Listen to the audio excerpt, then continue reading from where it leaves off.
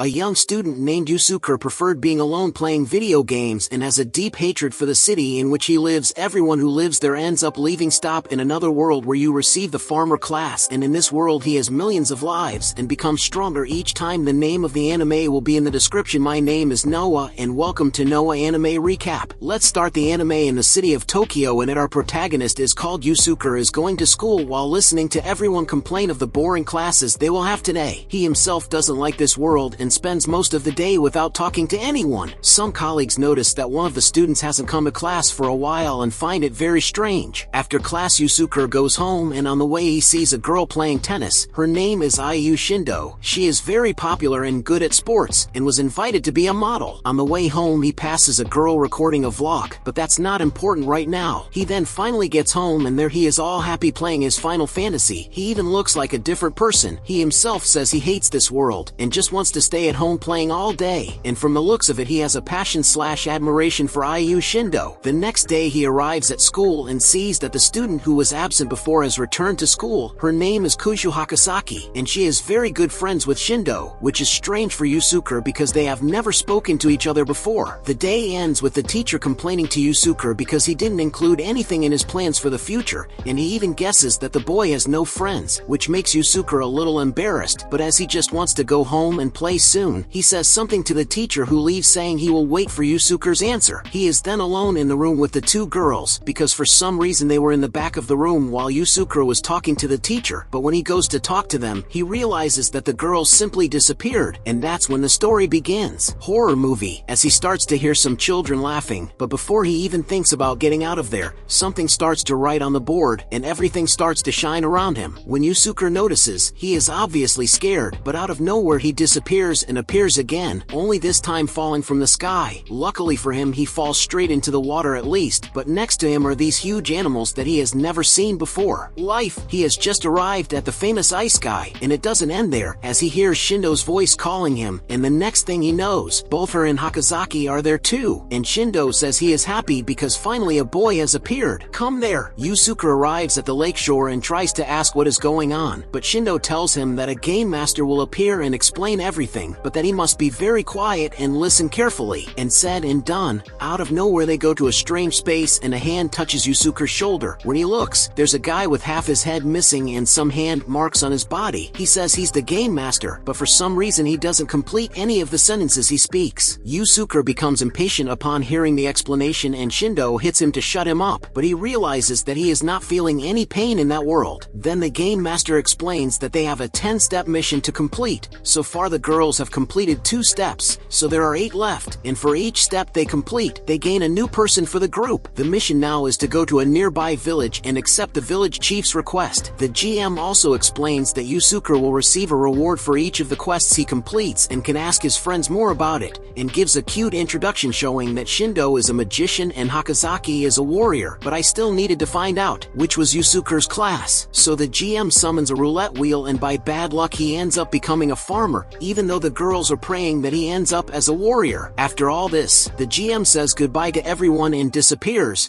and Yusuke asks the girls what's going on there. Shindo explains that it's like this. She was the first person to arrive in that world. She managed to complete a mission and return to her world, but then the GM came back and asked her to do another mission for him. Basically, he decides who he wants to bring them for this ice sky, but sends other people to recruit these people in his place, and in this case the person he chose was poor Hakazaki. The GM just asked Shindo to be her friend, and that's what the girl did, and when she returned to Ice Sky Hakazaki she had already arrived there too. The same thing happened after they completed the quest, and then the GM told them to invite Yusuke this time, and here we are. Yusuke ended up becoming a farmer, and in this world people can only use weapons of their class. That is, he can only use hoes and small weapons. He still doesn't know if that world is a game, but he's already realized that it's not a dream, and as he walks, he comes across a registration point, a green portal that shows memories of the past, as if it were a cut scene from a game. This one shows a very cute moment where Shindo calms Hakazaki, which makes the girl ashamed of seeing memories from the past. They say they are happy to have another member in the group, and Yusuke says it's okay because if they complete the missions they will return to the original world. But is that really what he wants? After this news, they go camping since it's night, and decide the next day to go to the village and talk to the leader to see what he wants. Yusuke remembers that he still hasn't asked what the reward for the missions was for them, and Shindo Shindo says that when you complete a mission you can ask the GM anything. When she completed the first mission, she asked why she was chosen, and the answer what she received was a request from someone she knows. And after the second mission, Hakozaki asks the GM who he is, and the GM responds by saying that he came from a distant future and nothing more. After the conversation, Yusuke will keep watch, and then we go back to the end of that scene at the beginning of the episode where he kills the goblins, but now he's thinking about what he's going to ask the GM, and that he doesn't want the three of them to die, because he doesn't know if he will also die in the real world. But he hears Shindo scream, and when he comes back they are being attacked by a giant troll, who ripped off Hakozaki's hand and legs, and he took Shindo too. The girl tries to ask Yusuke to run away, but the creature chews her like Aaron's mother. Yusuke, seeing that it was bad, grabbed what was left of Hakozaki by the arm and ran away, hoping that Shindo would revive in 30 seconds. He even runs away from there and goes to a beach where he waits with Hakozaki until morning, but Shindo doesn't revive because the troll bit half of her off, and the same goes for Hakozaki's hand because he had bitten her and it must still be in his stomach. Seeing that the situation is very bad, Yusuke decides that it's better to just complete the mission without Shindo and hope that she leaves when they complete it, because defeating that monster is impossible. They go to the village and everyone welcomes them as heroes, even though they haven't done anything. The boy even says he wants to be like them when he grows up, but Yusuke remembers that they just devoured one of them, so better not, right? I love the way the voice actor even says this part, "Oh child, they ate one of us t.t." They arrive at the leader's house and, to Yusuke's sadness, the mission he gives is to defeat the troll,